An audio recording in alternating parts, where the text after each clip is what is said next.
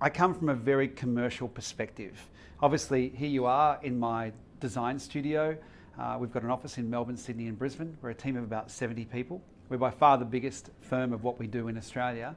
And we think that we've achieved success because we're realistic. We're realistic because we actually work to create profit for our clients, but we do that from the perspective of creating a better community outcome, something that actually people will value, they can feel proud of, and I can look at long after I'm gone and know that we've created a better solution that otherwise wouldn't have existed if we hadn't been here in the first place.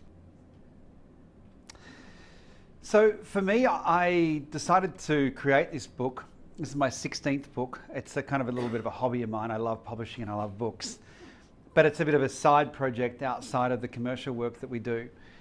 And it really does come from a place of passion. And this book actually was born from negativity. It was born from anger. It was born from frustration. It was born from standing in lots of meetings with developers or councils who were our clients in different instances, where the decisions made were idiotic, were frustrating. And what they didn't understand was that they weren't necessarily getting the best commercial outcome. So my view on risk is generally counter to the traditional development mindset. Traditional developers, and don't get me wrong, there are many very, very good developers, but traditionally developers decided that to mitigate risk, we should spend less money and we should replicate what we did last time. Now the reality is, that's the perfect way to create outrageous volume of risk. Because when you do the same thing you've done before, no one cares, it's not special, it's not distinct, no one's going to pay more money for it. So how have you mitigated risk? You haven't, you've increased risk. The only way to mitigate risk is to be compelling, is to be unique, is to engage people, as Dr. Blakely said, is to be a magnet. So that's what we're about. We're about creating better places for people, and in the process, or as part of the process, convincing people who hold the purse strings to commit to doing that, knowing they will create a better, profitable outcome for their organizations. Now, the great thing about producing this book is we were able to speak to people who are famous for the roles that they play in architecture, urban planning, development, all over the world. It wasn't easy because who the hell knows who we are? No one. So it was many phone calls, emails, letters, Skype calls to even get anywhere past their first assistant, second assistant or third assistant. So each one of those faces sometimes might have taken 10 points of contact. Recently I was with Jennifer in Seattle at the CNU conference, and we met Fred Kent. Fred's first question to me was, "Why aren't I in your book?" And I said, "Fred, it's probably because after the 20th attempt to contact you and you didn't respond, I gave up." And that's the reality. We really did persevere as much as was humanly possible to engage people to speak to us. And the reality is we got some incredibly well-known people around the world who are leaders in what they do to engage with us on the topic. And I think that now that they've seen the book, they're pretty glad they did. Because at the time they probably thought it was just a newsletter. So now that they've seen some substantial outcome, something fairly weighty, something that will knock you out if you try to read it at bedtime, it's not something to forget.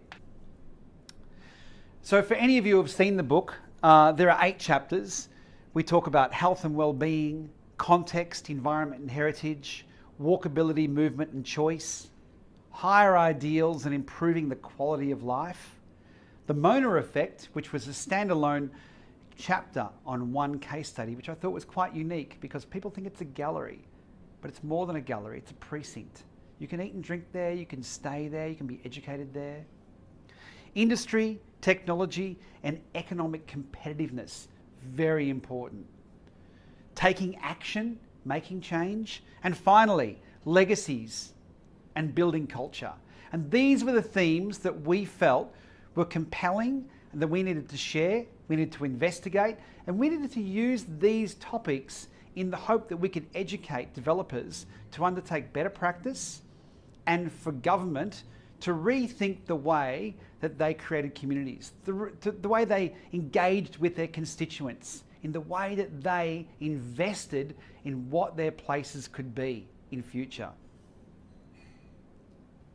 So what's come out of that after some time, after a couple of years of work? We reminisced and thought, actually, a lot of people really dislike the word placemaking because placemaking means different things to different people. In fact, again, referring to Professor Blakely, he was one of the many people that said, I hate the word placemaking because it doesn't matter who you speak to, their interpretation is different. He said, please come up with a better word than placemaking.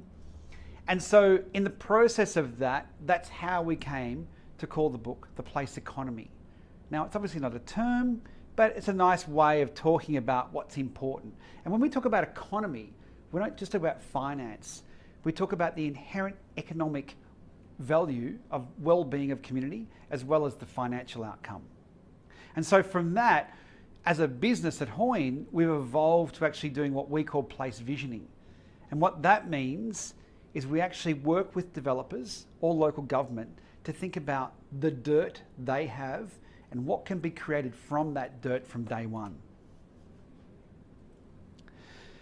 So, as I've said, the community well-being and profit are not mutually exclusive, and that is the basic premise for everything that we're trying to do and for the message that we're trying to share. The world changes every day, we all know it. And in fact, maybe half of what I say to you today will be irrelevant in 3 years. I don't know. What I do know is that on a weekly basis, we are constantly compelled to challenge ourselves about the ideas that we have. As is here, social, cultural, personal, psychological, and economic factors are constantly evolving. So that means the way that we think about development and society needs to change too, if we're to be relevant and actually to get good outcomes. And when we think about people and the way they live, people are very fixated on their immediate needs. They have the belief that they have a 24/7 lifestyle. Now the reality is we don't. We don't all live in New York and get up at 3 in the morning and go shopping. But yet there's this inherent belief through television, through media, that we should have constant access to everything, constant availability to communicate, whether it's digitally, whether it's online, getting responses. I mean, we all know we sit in a room and if someone hasn't responded to an email in 2 hours, we wonder if they're dead. So this idea that the way we live goes beyond our front door. When people are buying apartments or houses, they're not thinking about just what's the kitchen look like or how big are the bedrooms. They're thinking about what sort of community am I buying into? What's in this suburb? How many cafes are there? Is it walkable? Where's the train station? People are predominantly thinking outside of their house, not within it. And it's all about making it real and making it personal. It's about this idea that people aren't just fixated on brands. They're not fixated on this idea of talking about marketing bullshit. They actually want to know about people. They want to know about the sort of community they're actually buying into.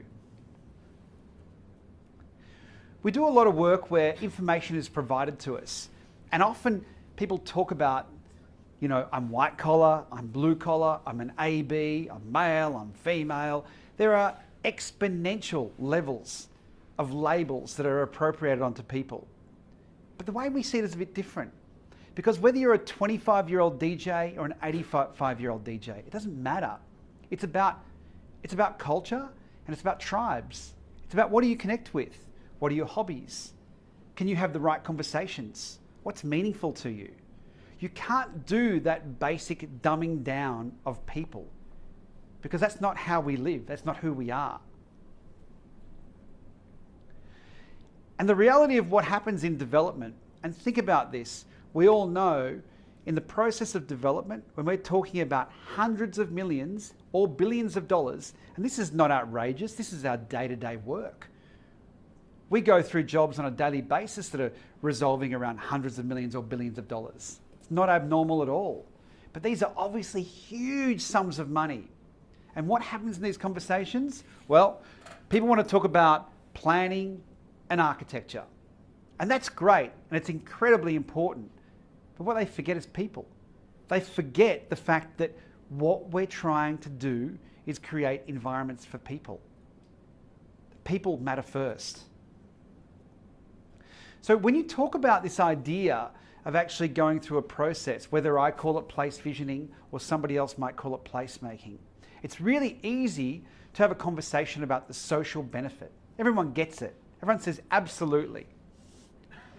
But the reality is, to really be compelling and to really bring these things to life in a true form, it has to be economic, because someone's paying. Someone's always paying. And I can tell you now, when that money's coming out of their pocket, they're thinking very deeply about the decisions they make. They're not necessarily thinking about the social aspect first. So the way to convince them about thinking about that is to think about it in organizational context. You've got to change the conversation. You've got to change the order of which you engage people.